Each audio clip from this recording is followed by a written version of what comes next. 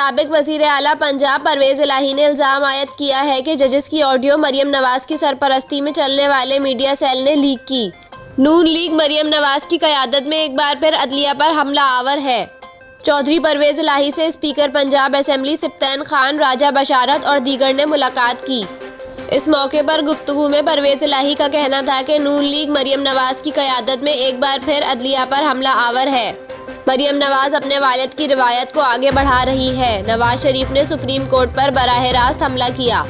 इनका कहना था कि अब मौजूद जजों के फ़ोन टैप किए जा रहे हैं। राना सनाउल्लाह हुकूमती वसाइल अदलिया के खिलाफ इस्तेमाल कर रहे हैं। इनका ऑडियो ड्रामा बुरी तरह फ्लॉप हो चुका है, कुछ नया सोचे।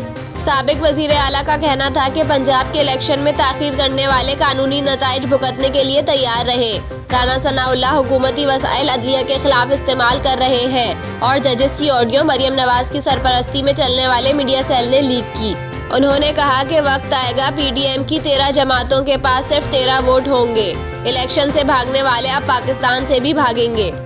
वाज़ेह रहे कि गुज़िश्ता रोज़ वफाकी वज़ीर दाखिला राना सनाउल्लाह ने प्रेस कॉन्फ्रेंस में साबिक वज़ीर आला पंजाब परवेज इलाही और इनके वकला की ऑडियो लीक जारी की थी।